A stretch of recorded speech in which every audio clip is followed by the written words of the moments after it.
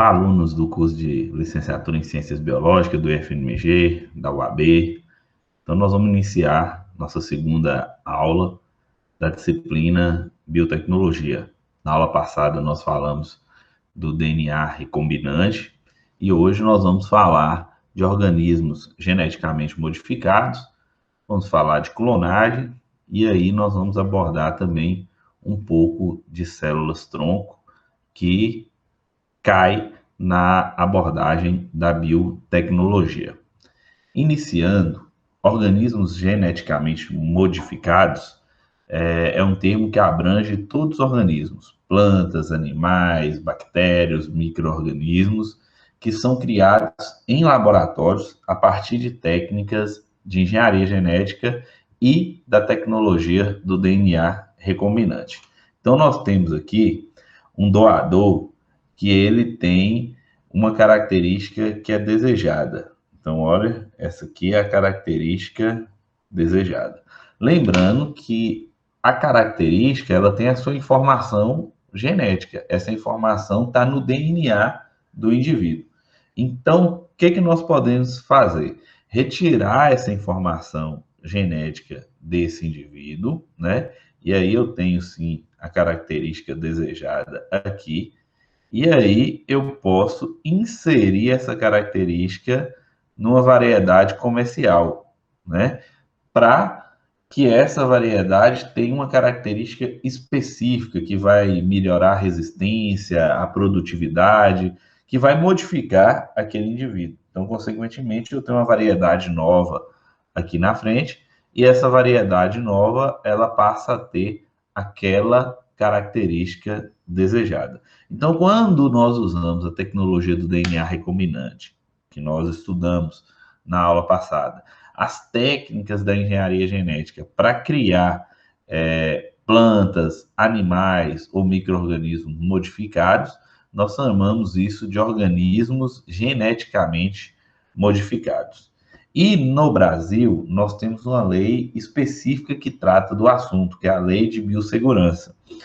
Ela define organismo geneticamente modificado como organismo cujo material genético tenha sido modificado por qualquer técnica de engenharia genética. Interessante que o Brasil, ele não diferencia organismo geneticamente modificado de transgênicos.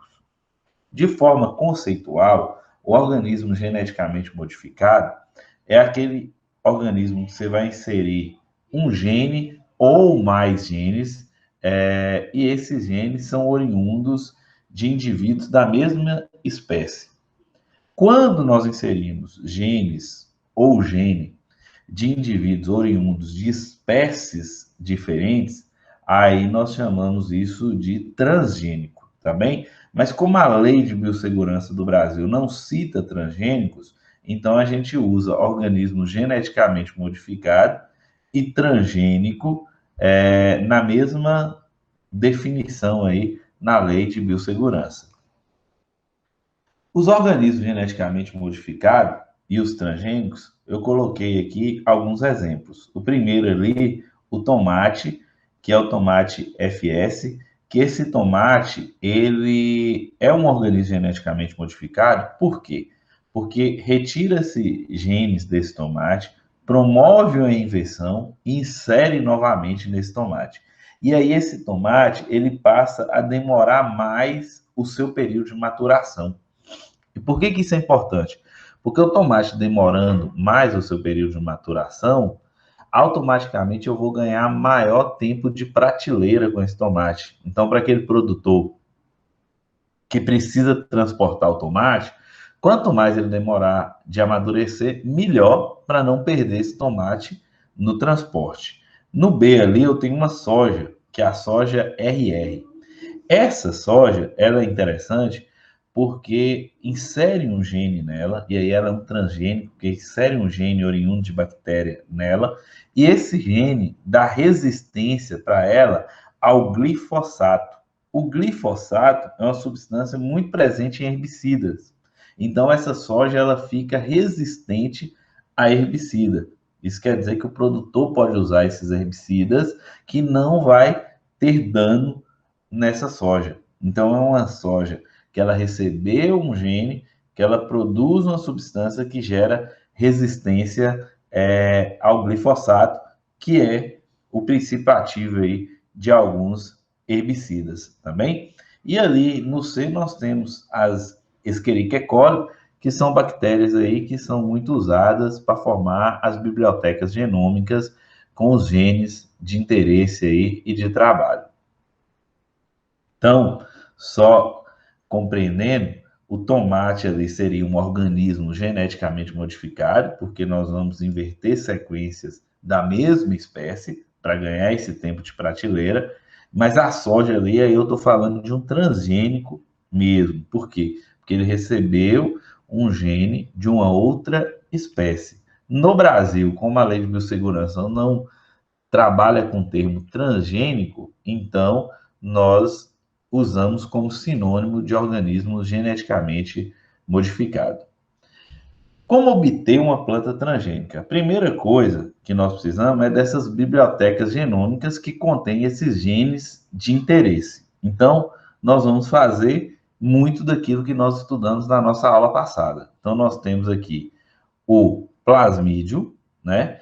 Esse plasmídio, ele sofre uma clivagem com as enzimas de restrição e nós vamos pegar o cromossomo eucariótico e vamos colocar ele na presença dessas enzimas de restrição também, que vai fragmentar tudo aqui, ó, que vai fragmentar esse DNA. Depois nós vamos usar uma enzima ligase para formar o vetor recombinante, que é o plasmídio com o gene de interesse, e vamos inserir isso na bactéria, vamos fazer uma transformação. Essa bactéria replicando, ela vai replicar também esse material genético de interesse, tá bem? Tendo esse material genético, eu preciso inserir esse material genético na célula eucarionte, na célula da planta, na célula do vegetal. E aí eu tenho algumas formas de fazer isso. Primeira forma que eu coloquei aqui foi a agrobactéria, o uso das agrobactérias, né? Essas agrobactérias são agrobactérias que promovem infecção na planta, geram tumores, e essa infecção faz com que o DNA seja inserido na célula eucarionte e passa a constituir o cromossomo dessa célula eucarionte. Então, o que nós podemos fazer? Nós podemos colocar o gene de interesse na agrobactéria e gerar essas infecções, que são esses tumores aqui, ó. E com isso, o que ocorre? Esse DNA, ele é inserido, né, no DNA da célula eucarionte. E aí ele passa a ser expressado nessa célula eucarionte, produzindo aquela substância de interesse ali, ou que vai melhorar a resistência, ou que vai aumentar produtividade, e assim por diante, que vai ter um interesse, né, para a produção daquele vegetal. Outras formas que nós temos são de transferência direta. A primeira, a eletroporação. O que é eletroporação? Pega o protoplasto do vegetal, né? O protoplasto é o citoplasma e o núcleo ali daquele vegetal, coloca em um meio que tem essa sequência, esse gene de interesse, que foi adquirido aí com as enzimas de restrição, e faz um choque elétrico rápido de alta voltagem. Esse choque elétrico, muitas vezes, ele permite a inserção do gene no cromossomo da célula eucarionte, tá? E aí eu passo a ter células recombinantes ali. Então, é uma outra forma de inserir. E eu também tenho a biobalística, que é como se fosse uma arma de fogo, né? Ela vai lançar microprojéteis diretamente no tecido vegetal. Esses microprojéteis são microprojéteis de ouro e que a superfície dele é preenchida com o gene de interesse. E aí, quando esses microprojéteis são lançados no vegetal, esse gene pode se inserir ao DNA da célula eucarionte, tá? Então, com isso, nós vamos ter o quê? A recombinação daquela célula ali e a formação dos organismos geneticamente modificados e dos transgênicos. Em relação ao animal, a gente tem os mesmos conceitos que a gente pode chamar aí de autotransgênico, que é quando a gente insere genes da mesma espécie, de indivíduos da mesma espécie. Então, olha o exemplo aqui, ó. Eu tenho uma tilápia, certo? Essa tilápia, eu retirei uma célula dela, da célula eu isolei o DNA, do DNA eu isolei a minha sequência de interesse que vai produzir aquela substância de interesse. Vou pegar essa sequência aqui e vou inserir em um outro indivíduo, que vai ser um indivíduo recombinado aí. Então, eu estou usando sequência de indivíduos da mesma espécie.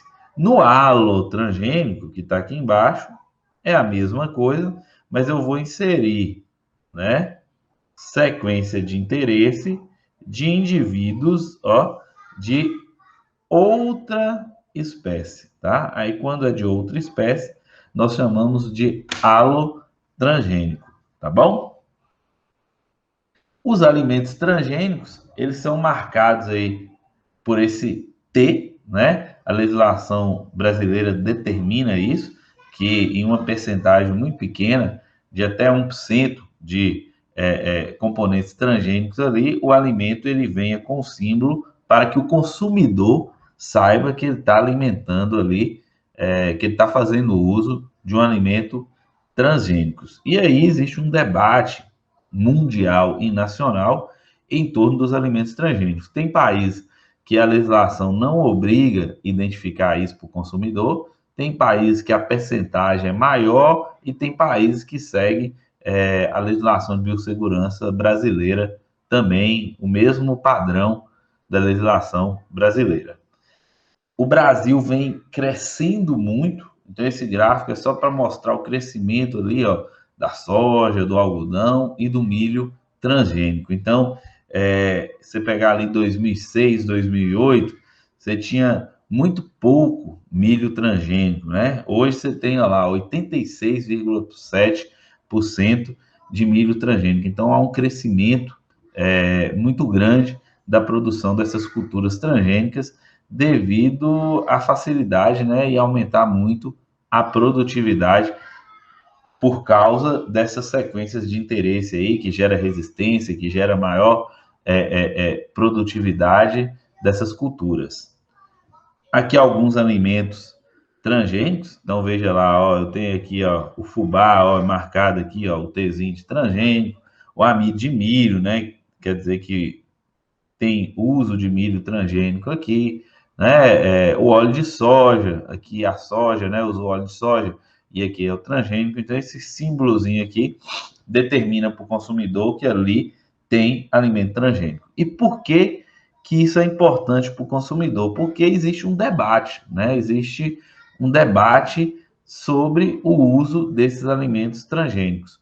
Tem muitos pontos positivos e também tem pontos negativos que precisam ser estudados ao longo do tempo, tá? Algumas considerações sobre esses pontos eu coloquei aqui, tá? Primeiro, esses organismos geneticamente modificados, eles são resistentes. Como exemplo ali, coloquei ali resistentes a insetos. Já que eles são resistentes a esses insetos, pode promover uma diminuição de insetos. Diminuindo inseto, pode diminuir os pássaros que são predadores desses insetos. E aí eu posso ter uma modificação muito grande na cadeia alimentar e naquele ecossistema que eu estou relacionando, que eu estou estudando. Então, onde que vai chegar isso, a gente não tem muito controle, né? Porque vai depender muito da adaptação das espécies, das variações, mas que esses organismos geneticamente pode provocar uma mudança aí nessa cadeia alimentar. A outra questão é relacionada ao uso de defensivos agrícolas, né, dos agrotóxicos. Porque como esses organismos geneticamente modificados são mais resistentes, então isso permite com que se use, com que se aumente muito o uso desses agrotóxicos. E esses agrotóxicos podem contaminar tanto os alimentos, né, e contaminar rios, né, mudar aquele ambiente ali devido à presença dessas substâncias. Então, isso pode gerar uma modificação também, uma consideração importante que está relacionada ao uso dos transgênicos, né? Não é possível separar as culturas convencionais e transgênicas, então, o que vai acontecer? Muitas vezes, os grãos de pólen que passam a ser liberados aí e disseminados são grãos de pólen transgênicos, e daqui a pouco a gente pode não ter mais a cultura original, tá bem? E a outra questão é em relação ao consumidor, que os consumidores, ora, podem passar a ter alergias, né? Alergias a quê? A substâncias que são produzidas para gerar essa adaptação, essa resistência no transgênico. Então, muitas vezes, a pessoa não era alérgica a milho, mas ela passa a ser alérgica ao milho transgênico devido a uma substância que tem ali no milho, que gera essa adaptação ou essa qualidade, essa característica, melhor dizendo assim, essa característica desejada nesse transgênico, tá bem? Já que nós falamos de organismos geneticamente modificados e de transgênicos, e aí a gente tem que entender que a tecnologia do DNA recombinante está por trás disso tudo, agora nós vamos falar um pouquinho sobre clonagem. E eu vou começar a falar de clonagem pelo conceito, né? Clone é um conjunto de células descendentes de apenas uma célula, sendo, portanto, geneticamente idêntica à célula que lhe deu origem. Para nós que estudamos biologia aqui, então clone vem de uma reprodução assexuada, né? E nós já falamos muito de reprodução assexuada. Nós temos vários tipos de reprodução assexuada, que é aquela reprodução em que não ocorre a troca de material genético. Isso quer dizer que a natureza, ela já gera clones o tempo inteiro, né? Quando a gente pega um protozoário, que tem a figura de um protozoário ali na figura A, que eu estou falando de uma divisão múltipla em que uma célula gera várias células, né? Eu estou falando aí de vários clones sendo formados porque não houve troca de material genético na formação dessas células. Então, eu estou formando clones. Quando eu falo de uma cisciparidade, de uma divisão binária, eu também tenho o material genético duplicando ali e formando células idênticas. A mesma coisa quando eu tenho uma gemulação, tá bem? Então, quando a gente fala de clonagem, muitas vezes vem na cabeça da gente a clonagem humana, a clonagem de animais maiores, mas a gente tem que entender que os indivíduos unicelulares, por exemplo, o tempo inteiro esses indivíduos eles estão realizando clonagem como uma forma natural dentro de um processo de reprodução assexuada. A clonagem ela passa a ficar muito visível na ciência a partir da clonagem da ovelha Dolly. Então, a ovelha Dolly ela foi clonada a partir de células já diferenciadas, ou seja, células que já eram diferenciadas a uma função específica num tecido, e ela conseguiu resgatar e formar um indivíduo todo, né? Depois da ovelha Dolly, nós tivemos vários outros animais sendo clonados, inclusive aqui no Brasil, a Embrapa já clonou animais, né? Nós temos clonagem de tatu, então nós temos outros animais que foram clonados. Mas a ovelha Dolly foi um marco aí, foi publicado nas principais revistas científicas, e é importante a gente verificar a técnica, porque ela vai ser importantíssima dentro da biotecnologia. Então, a clonagem da ovelha Dolly se deu como?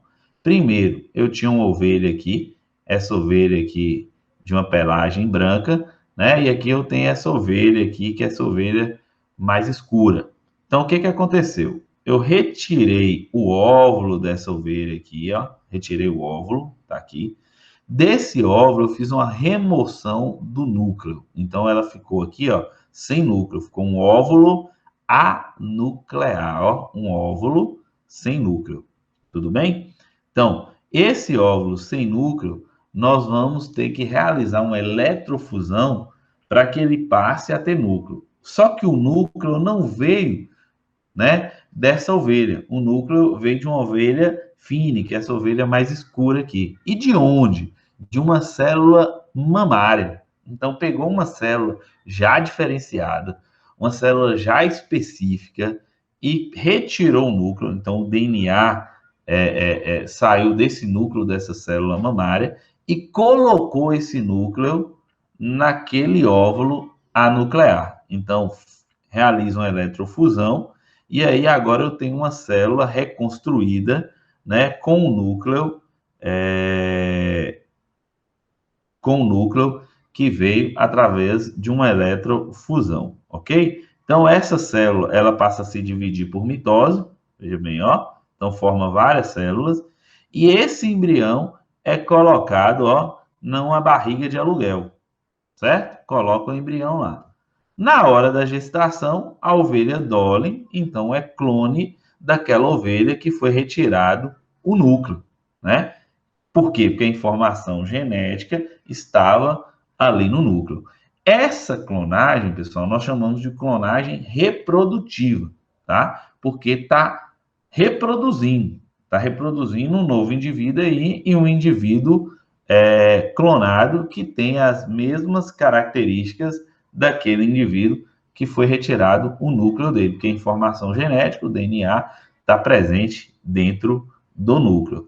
Se vocês tiverem alguma dificuldade nesses conceitos de biotecnologia, vale a pena voltar um pouquinho lá em bioquímica, estudar um pouco sobre DNA, sobre função do DNA, localização do DNA, tá? Porque o DNA é uma base aqui importantíssima para a gente estudar a biotecnologia.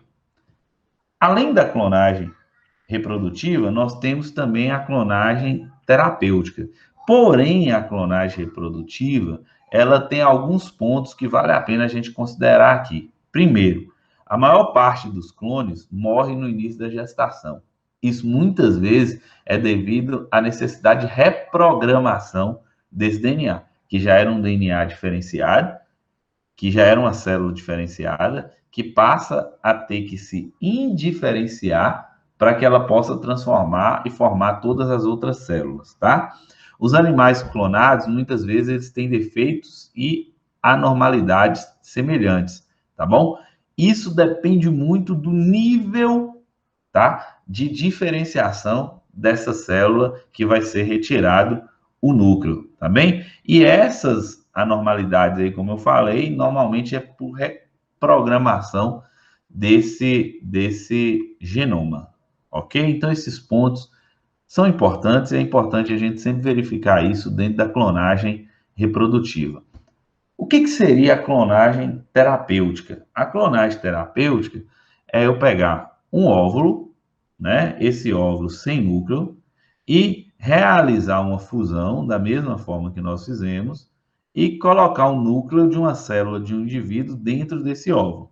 Tá? Retirei a célula desse indivíduo aqui, ó, certo? Aqui eu permito com que essas células se dividam. Essas células vão formar células totipotentes, né? Essas células totipotentes, daqui a pouco eu vou falar mais delas, mas são células que têm capacidade de se diferenciar em outras células. Então, essas células podem se diferenciar em vários tipos de tecido: tecido da medula óssea, né? Tecido nervoso, tecido cardíaco, dependendo do meio que eu vou inserir essas células para que elas possam se diferenciar, tá bom? Então, quando a gente usa essas células somente para gerar novos tecidos, né? E não um indivíduo como um todo, aí nós chamamos isso de uma clonagem terapêutica. Então, João, se ele precisar, né, de tecido nervoso, ele pode usar suas células totipotentes para gerar tecido nervoso, e esse tecido nervoso pode ser utilizado em João novamente. O bom é que João não vai ter resistência, tá bom? Por quê? Porque como a informação genética é a informação genética de João, quer dizer que as células de João vão reconhecer aquelas células ali como células de João, né? Porque vai ter a mesma informação genética. Com isso, não vai ativar sistema de defesa e não terá resistência dentro da clonagem, resistência não, melhor, rejeição dentro da clonagem terapêutica. Então, o João não vai ter rejeição àquele tecido que ele possa receber através de uma clonagem terapêutica. Alguns pontos negativos e depois alguns pontos positivos da clonagem. Pontos negativos. Uma técnica de baixa eficiência. Nós vimos que muitos desses indivíduos não conseguem nem ter uma gestação adequada. Vários fetos morrem, né? Então a eficiência é baixa. Boa parte desses indivíduos nascem com grandes anomalias, com envelhecimento precoce, filhotes de tamanhos desproporcionais, isso devido ao fator de reprogramação do genoma, tá? E vários tipos de tumores, baixa imunidade, lesões, são pontos negativos aí quando eu falo de uma clonagem reprodutiva, tá? Alguns pontos positivos. Na clonagem terapêutica, eu posso gerar células-tronco. E células-tronco podem restaurar alguns órgãos e alguns tecidos danificados, sem rejeição, né? Então, tendo essas células-tronco, a gente pode fazer um tratamento, né? E pode regenerar tecidos do indivíduo. Então, isso aí é um ponto extremamente positivo que tem que ser estudado cada vez mais para a gente tentar terapias aí eficientes e com baixíssima rejeição. Caso isso venha evoluir e a ciência consiga dominar a técnica como um todo, aí nós vamos ter uma diminuição no tráfico de órgãos, nós vamos ter uma diminuição em várias questões clandestinas aí, tá bom? Então, são pontos positivos a respeito da clonagem, sempre entendendo que nós temos a clonagem terapêutica, né? E a clonagem reprodutiva, tá bom?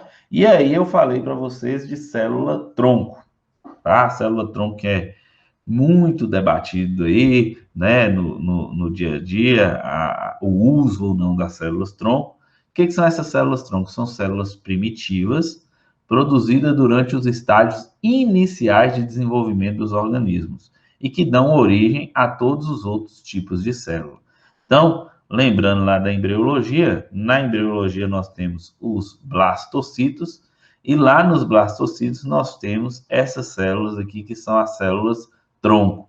Essa célula tronco, ela pode diferenciar, ó, gente, em célula cardíaca, em células adiposas, em células de tecido epitelial, em células de tecido nervoso. Então, ela pode se diferenciar em todas as células do nosso corpo e aí pode restaurar alguns tecidos com o uso de células tronco. Nós temos as células totipotentes, que são capazes de formar um ser humano completo. Essas células, a gente consegue ela até o 4º dia após fecundação, tá? Então, a célula fecundou, né? Ovócito 2 e espermatozoide. Então, até o 4º dia ainda tem células totipotentes, que pode transformar em todos os tipos de células do indivíduo. Nós temos também as pluripotentes, que a gente consegue ela do 5º até o 14º dia, que essas células aí podem criar vários tecidos humanos e se diferenciar em vários tipos de tecidos.